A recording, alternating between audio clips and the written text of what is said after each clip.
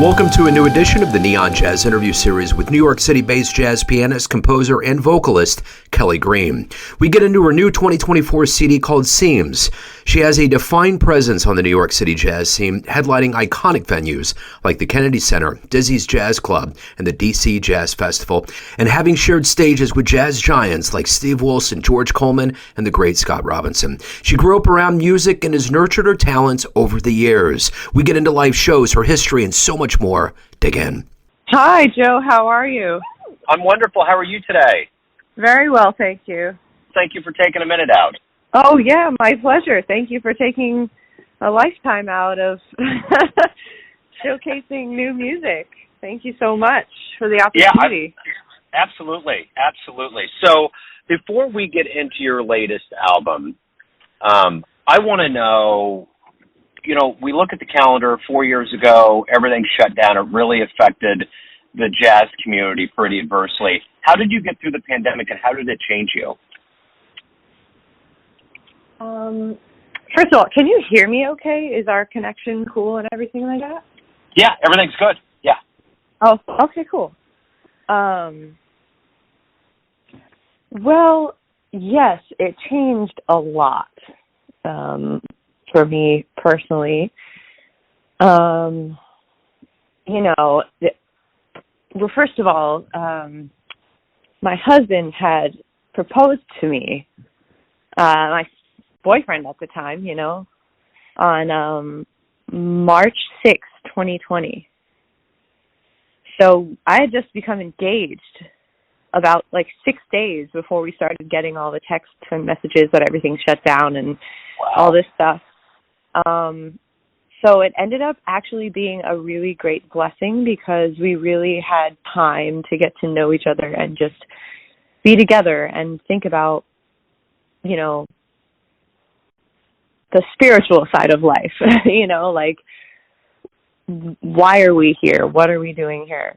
How do we maintain healthy mental state while everything around us is kind of crazed and pulling us to be worried and upset and jobless and, but we took the time to slow life down. And I really do treasure that time because we were able to get deep into meditation and just a deeper understanding of spirituality and self that I don't think I would have ever had the time or capacity to do without that slowing down of time in a certain way. And so we also decided to start performing in our living room because there was nowhere else to do that. And yeah, we did some really fun shows here in our living room, and we've been continuing that legacy up through today, even now having busier schedules and back to performing elsewise. We've continued that here, and it's been a real blessing. So the new album is Seams, and I'm curious, was this kind of an outgrowth of that time period? What kind of went into this album? Definitely. It was definitely an outgrowth of that period. Well, I had been playing with Evan, my drummer and dear friend Evan Hyde, for many years, about 8 years. And then once I met Luca, he started filling in with us often. And then when 2020 happened, we were locked together. So then all of a sudden it was we were the only people we were playing with, him and I, Luca and myself. My husband is the bassist on that album. And in my trio now, Luca Sol Rosenfeld, and he's just an incredible musician and an incredible person. And I just feel really lucky. He really inspired a lot of my newer compositions and the way that I just conceptualize about music and life in general. And so he really kind of joined our trio between 2020 and 2021, doing more and more performances with us, whatever we could get together, in spite of the pandemic. And then, coming out of that, we were able to foster more performances. And then we met a fantastic flautist who is Elijah J. Thomas, who's featured on our album, playing flute, alto flute, and piccolo. And we met him at a jam session that we were invited to by the great Reggie Workman. and Reggie Workman invited us to a jam session, and we met Elijah there. So once we started playing with Elijah, it kind of changed everything, and we were like, oh, wow, this is our new member. I had always had in my head that I'd like to eventually expand the trio to be a trio plus, and have another member join us. And so that's how Elijah came into the picture. So what are you ultimately hoping the listener gets from this album? With most of my music and just my live performances and things like that, I really hope that listeners are pulled into the moment to share the moment together and get away from all the distraction and all the things that can be potential stressors, and to just allow themselves to be free for a moment and absorbed in either something exciting or groovy or something relaxing or something that's emotional that they can relate to and be vulnerable with. So how did this journey into the music and more specifically jazz begin for you? How did all of this start? Well, my father is a fantastic bassist and songwriter in Orlando, and my mother always loved the music and was a very artistic person and just very loving and supportive. So I had music all around me. Apparently, they used to play me like Bill Evans and John Coltrane and Thelonious Monk when I was in the womb. Of course, I don't remember that, but that's what they told me. So what was the first live show that you ever saw that blew you away? Wow, that's a great question. I was just brought to so many live shows. I was so lucky to be able to go to so many live performances since I was a little girl. My dad told me that I would be on his lap at like 3 years old, just completely silent for like 3 sets at like various festivals and different things. I remember when we went to Colorado, specifically Winter Park, I think Jazz Festival. I do remember that trip. I don't necessarily remember the music. I think I was 3 years old, but I just remember always loving it and having it bring me into the moment. And then now as an adult and as a professional musician, I find that continues. I just love to be playing music, and I feel that when I'm not, I'm working on this, but many times when I'm not playing, I'm, either worrying about something or trying to take care of something for the future or, something like that. Whereas when I'm playing, I'm really brought into the moment. And to try to answer your question a little bit better, I can remember more recent shows better than I can the first show that blew me away. But I do remember specific shows of Chick Corea because I got to see him multiple times in Florida when I was a kid, and I remember loving going to see Chick Corea. So what's been a stage that you've been able to play on that was a little bit surreal, that maybe it was something you wished that you would be on stage for? Has there been a moment like that for you? Definitely. Several. A number of years ago, we were able to play at Birdland Theater.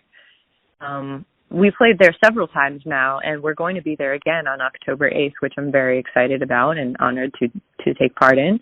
But a number of years ago, we had performed there, and I remember the next day waking up and being like, wow, that was one of my big goals. What next, Because we went to Birdland with my family when I was 16.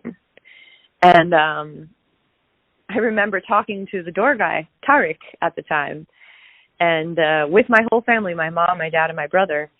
And I remember saying, oh, one day I'm going to play here with my trio, And then fast forward, I think, a little bit over 10 years after that, and I was able to actually do that.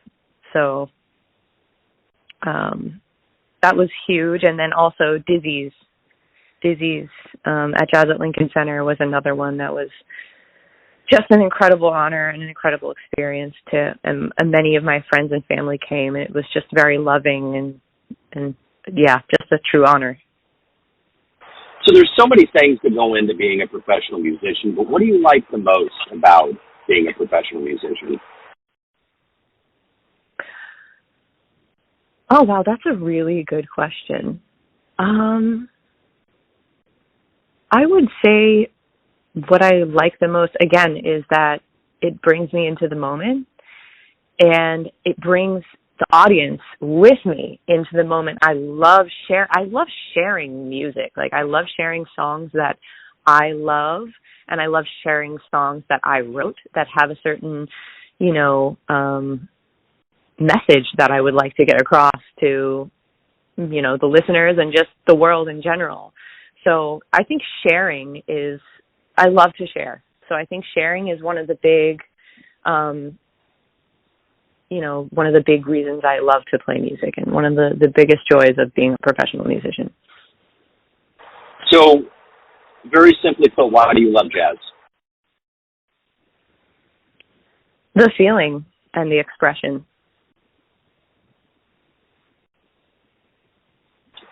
So, let me ask you this. If you could get into a time machine and go back in time and see any jazz performer live, who would it be? Who would you love to have seen?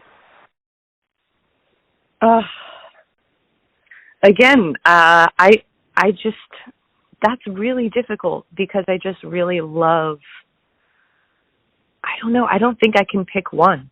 Because there are so many great videos of Thelonious Monk, I would immediately say Thelonious Monk, but I see so many great videos of him, so we're super blessed that we have that now.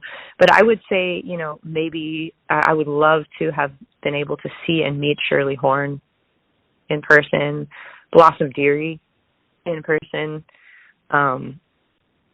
Those would be some special artists who I really would love to see, especially, singing and playing piano is my thing. So I would love to see them do that live and emote.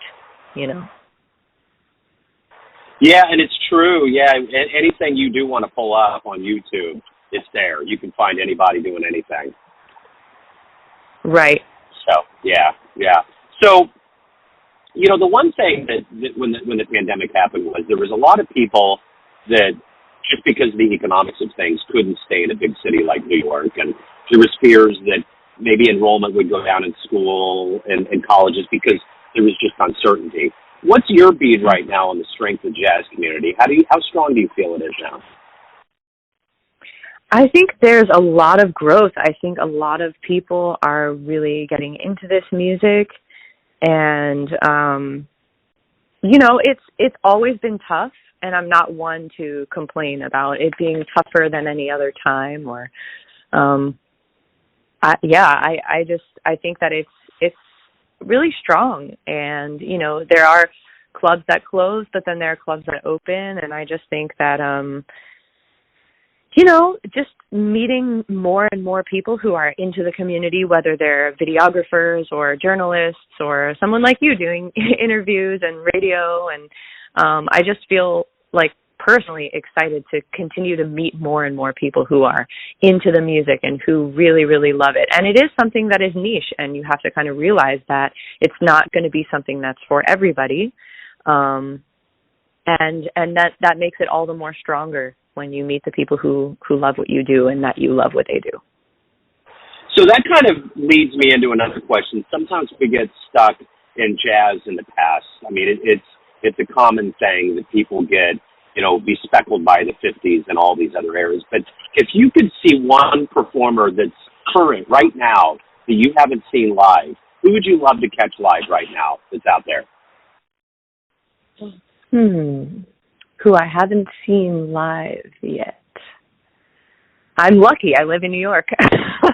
So I've gotten to see a lot of my heroes live.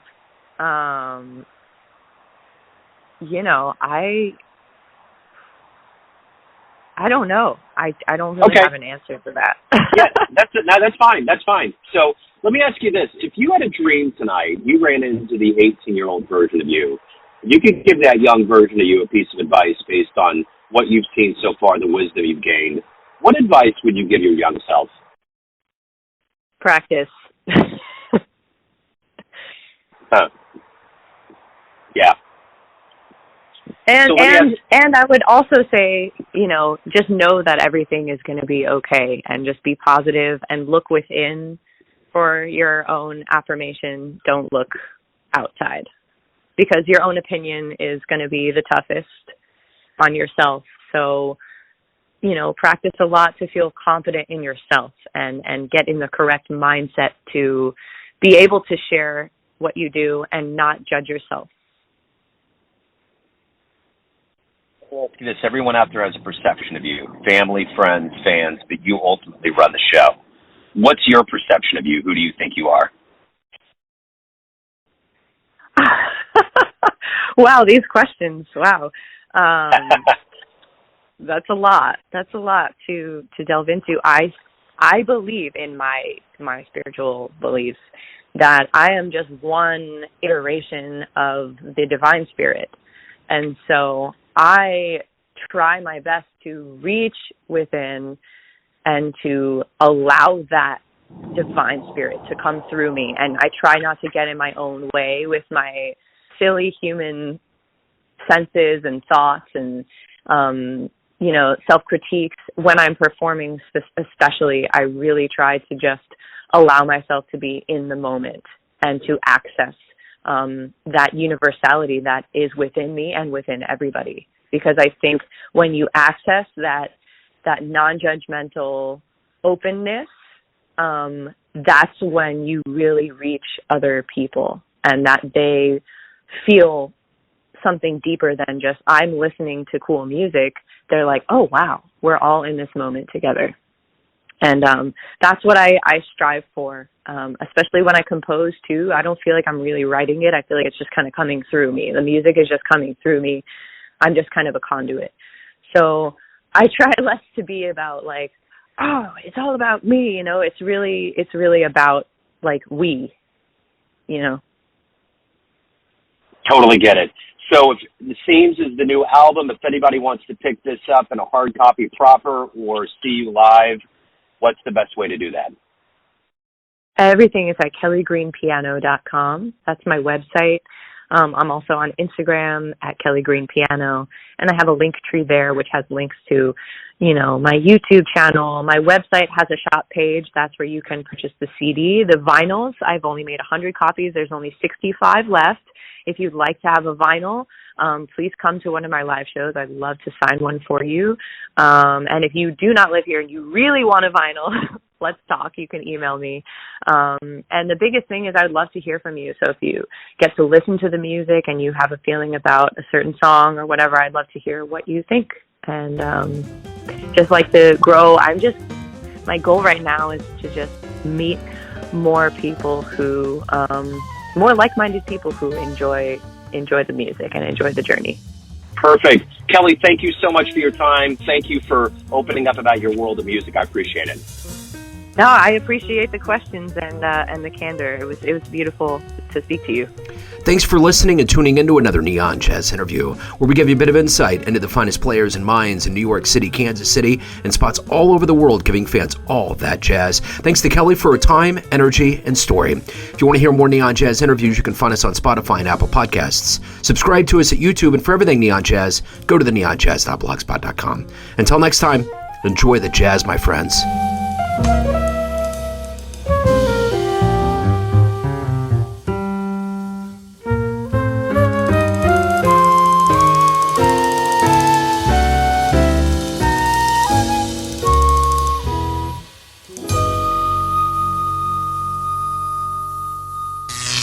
Neon Jazz.